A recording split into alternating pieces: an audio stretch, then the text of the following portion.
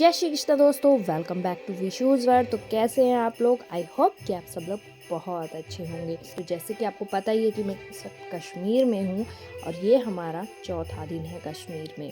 और आज हम लोग जा रहे हैं सोनमर्ग। जी हाँ, सोनमर्ग।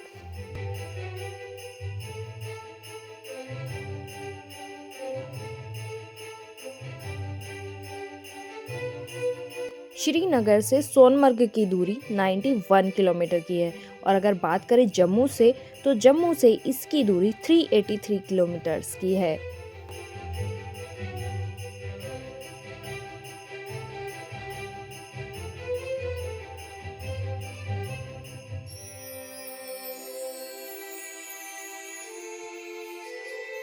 सोनमर्ग से आपको हिमालय की खूबसूरत वादियां दिखाई देती हैं और सोनमर्ग का मतलब होता है सोने का मैदान। वैसे हमें सोने का मैदान देखने का कोई शौक नहीं है, हम तो चाहते हैं कि बस हमें बर्फ का मैदान दिखाई दे जाए, हम तो वही देख के खुश हो जाएंगे।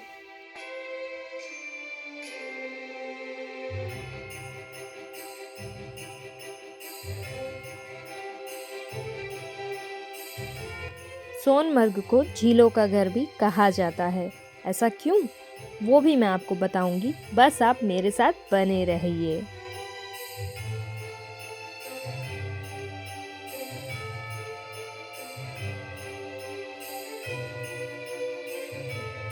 गांदरबल जिले के सोनमर्ग से नीलग्राद नाम की नदी सड़क नेटवर्क से बहुत ही अच्छी तरह से जुड़ी हुई है।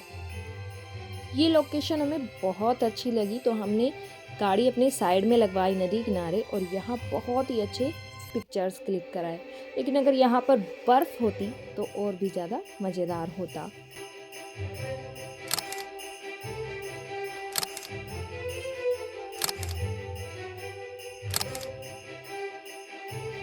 अब सभी के पेट में चूहे कूद रहे हैं, सबको भूख लग रही है, तो हम लोगों ने यहाँ पर अपना लंच किया। आज हमें होटल से निकलने में ही 12 बज गए थे क्योंकि मेरे बेटे की तबीयत आज थोड़ी ख़राब है।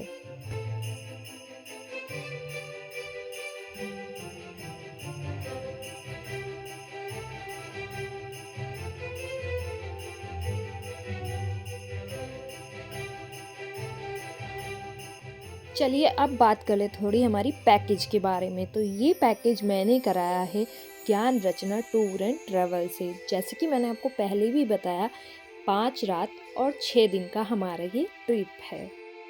उन्होंने हमसे 35,000 पर कपल मांगा था, बट तब हम 3 कपल्स जा रहे थे, यानी 6 लोग जा रहे थे। लेकिन बाद में एक कपल का कैंसिल हो गया तो फिर हम लोग 2 कपल रह गए, तो उन्होंने हमसे मांगे 40,000 पर कपल। इन 6 दिन और 5 रातों में हम कहाँ कितनी रातें और कौन से होटल में रुकेंगे, ये सारी डिटेल्स आपको स्क्रीन पर दिखाई दे रही है। हमारे पैकेज में होटल्स में हमारा ब्रेकफास्ट और डिनर इंक्लूडेड है। इवन जिस टैक्सी में हम घूम रहे हैं वो भी हमारे पैकेज में इंक्लूडेड है, जो हमें जम्मू के रेलवे स्टेशन से लेकर आई है और सारा घुमाकर वापस हमें जम्मू के रेलवे स्टेशन पर छोड़ेगी।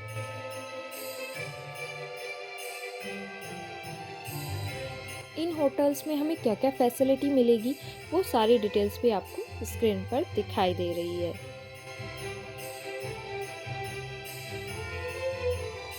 टैक्सी हमें कहाँ कहाँ पर साइट सीन कराएगी उसकी डिटेल भी आप स्क्रीन पर देख सकते हैं, मैंने शेयर की है।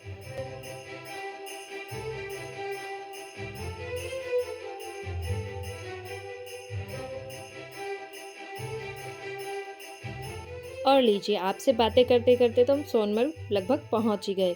सफ़र का पता भी नहीं चला। यहाँ से सोनमर्ग सिर्फ 4 किलोमीटर रह जाता है। ये है सोनमर्ग का वो ब्रिज जिसके रील्स और फोटोज़ बहुत ज़्यादा देखी होंगी आपने, खासकर तब जब यहाँ पर बर्फ़ ही बर्फ़ होती है। चलिए यहाँ कुछ फ़ोटो खिंचवाते हैं।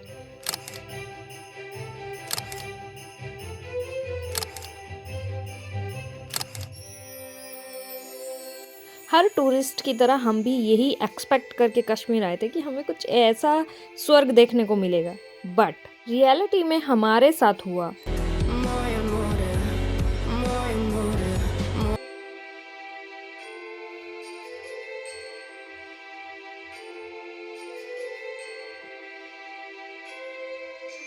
वाक़ई कितना सुंदर लगता होगा सोनमर्ग जिस टाइम पे यहाँ चारों तरफ बर्फ़ ही बर्फ़ होती हो, बर्फ़ से ढके हुए पहाड़, नदी में भी बर्फ़ बर्फ़। ऐसा कश्मीर हमने सिर्फ़ रील्स में देखा है और मुझे लग रहा है अभी भी हमें रील्स में ही देखकर खुद को संतुष्ट करना पड़ेगा, क्योंकि वो कश्मीर तो मुझे कहीं नज़र नहीं आया जिसे मैं स्वर्ग कह दूँ।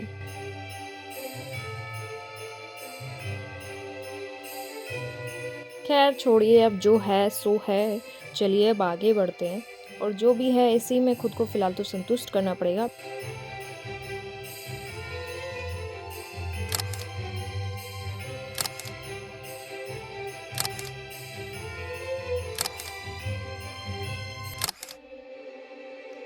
बट स्वर्ग देखने के लिए मुझे वापस कश्मीर आना पड़ेगा, जैसा कश्मीर है वैसा कश्मीर देखने के लिए।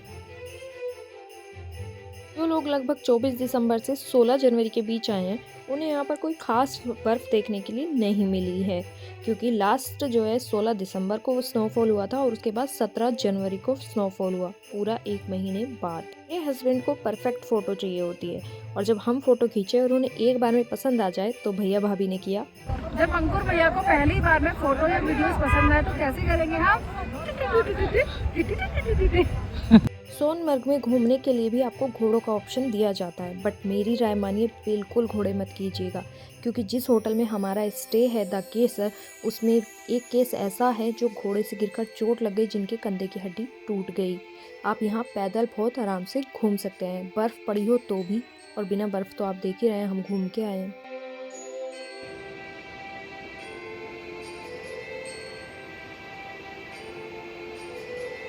सोनमर्ग के मैदान से ज़्यादा मुझे ये लोकेशन अच्छी लगी, क्योंकि यहाँ पर बर्फ़ और नदियाँ की धारा दोनों एक साथ मिल गए।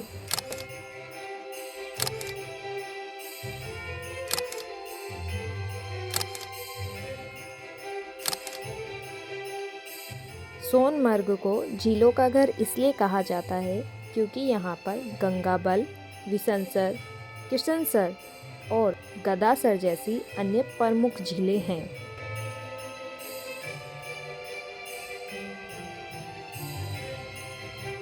लो, ये लोग तो अपनी रील्स बनाने में व्यस्त हो गए, पर हम अपनी बातचीत जारी रखते हैं। सोने के मैदान के रूप में जाना जाने वाला सोनमर्ग लद्दाख का प्रवेश द्वार है। हरी भरी और सौम्य घाटियों, बर्फ से ढकी हुई चोटियों के कारण यह काफ़ी फेमस है, जिसके कारण हर साल यहाँ लाखों की संख्या में पर्यटक आते हैं। थाजीवास ग्लेशियर सोनमर्ग की यात्रा के मुख्य आकर्षणों में से एक है। 3 किलोमीटर लंबा ट्रैक हरे भरे चरागाहों और एक खूबसूरत जंगल से होकर गुजरता है और एक दृश्य बिंदु पर समाप्त होता है, जहां से ग्लेशियर आपको स्पष्ट रूप से दिखाई देता है। बेटे की तबीयत खराब होने की वजह से हम आगे जा नहीं पाए। यहाँ जाने के लिए आप पोनी और गाड़ी दोनों कर सकते हैं और आप चाहें तो पैदल भी ये ट्रैक कंप्लीट कर सकते हैं।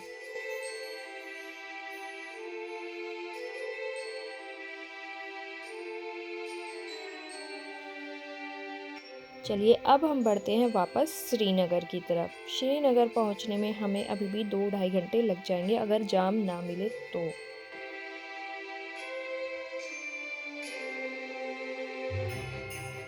जैसे कि मैंने आपको कहा था कि 2-2.5 घंटे लग जाएंगे, तो हम 6:30 बजे के अराउंड लाल चौक पहुंच गए। ये जी हाँ, ये जो सामने दिखाई दे रहा है यही है लाल चौक।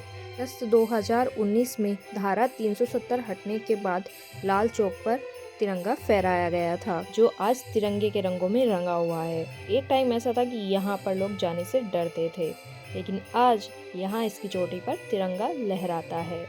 7:30 बजे है, हम लोग मक्का मार्केट जा रहे हैं। मक्का मार्केट रात के 9 बजे तक खुली होती है, तो चलिए देखते हैं मक्का मार्केट में कैसी मार्केट है, क्या क्या मिलता है। लाल चौक सामने है और उसके थोड़ा सा आगे आप आएंगे तो यहीं पर है मक्का मार्केट। जैसे कि मैंने आपको कहा था, जैसे ही हमें टाइम लगेगा हम मक्का मार्केट आपको ज़रूर दिखाएंगे।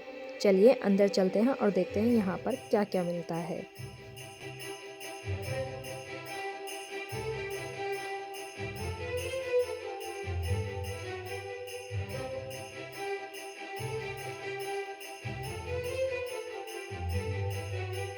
यहाँ पर आपको शूज़, जैकेट्स, गर्म कोट, आपके टोपे, दस्ताने, ये सारी चीज़ें मिल जाती हैं। लॉन्ग कोट भी आपको मिल जाते हैं, जैसे कि आप सामने देख रहे हैं, सारे लॉन्ग कोट लगे हुए हैं।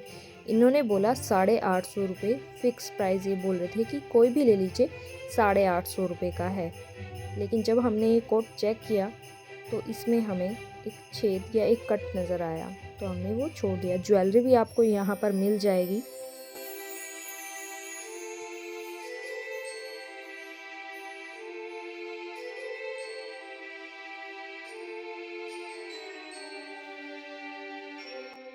इस पूरी मार्केट में आपको सबसे ज़्यादा जो देखने को मिलेगा वो होगा गर्म कपड़े, चाहे वो कोट हो, स्वेटर हो, जैकेट्स हो, टोपी हो, आपके स्टॉल है या फिर ग्लव्स हैं, ये सारी चीज़ें। गर्म सूट भी आप यहाँ से ले सकते हैं, पर्स हैं, ये आपको 100 पीस यहाँ पर मिल जाएंगे। कश्मीर आए हैं तो कश्मीर की कुछ यादें तो आपको लेकर जानी चाहिए।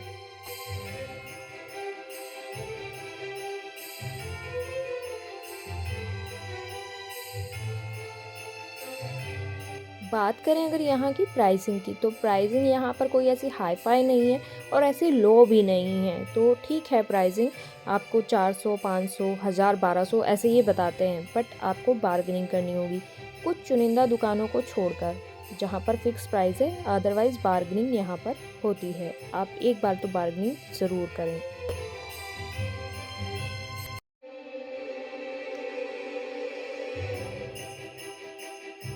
इन अंकल जी की दुकान पर सेल लगी है 550 और 1050 वाली जैकेट्स हैं, जिसमें से हमने 550 वाली 2 ली है। उससे ऊपर भी है 1200, 1500 वाली, बट सेल में 1050 और 550 वाली हैं।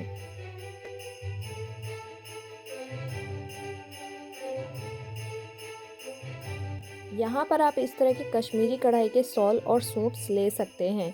750, 950, 1050 इस तरह की प्राइसिंग इन्होंने बताई है। बाकी आपके बार्गेनिंग के ऊपर है कि आप कितनी बार्गेनिंग कर सकते हैं।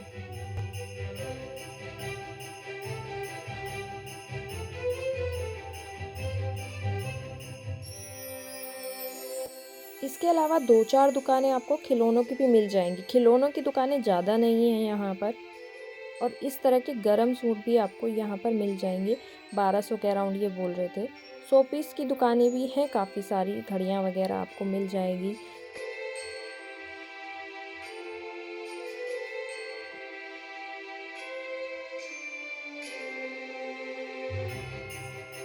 ज्वेलरी आपको लगभग सेम ही मिलने वाली है, जैसी आप दिल्ली में देखते हो वैसे ही वहाँ मिलने वाली है। कुछ अलग मुझे नहीं दिखाई दिया इस मार्केट में। और सच बताऊं तो मुझे ये मार्केट बिल्कुल अच्छी नहीं लगी। ऐसा कोई ख़ास प्रोडक्ट नहीं मिला मुझे यहाँ पर। तो बाहर आकर हमने यहाँ पर अंकल जी का गाजर का हलवा टेस्ट किया। जो कश्मीर आएगा वो गाजर का हलवा जरूर खाए। इन अंकल जी के पास मिलेगा, ये घंटाघर के पास ही मिलेंगे आपको। लाल चौक पर आपको और भी मार्केट मिल जाएगी, दुकानें वगैरह हैं जहाँ से आप और चीज़ें खरीद सकते हैं। चाहें तो दुकानों पर ट्राई कर सकते हैं। जैसे अगर आप कश्मीर आ रहे हैं तो कश्मीर की शॉल या कश्मीर के सूट तो एक ज़रूर लेकर जाएं।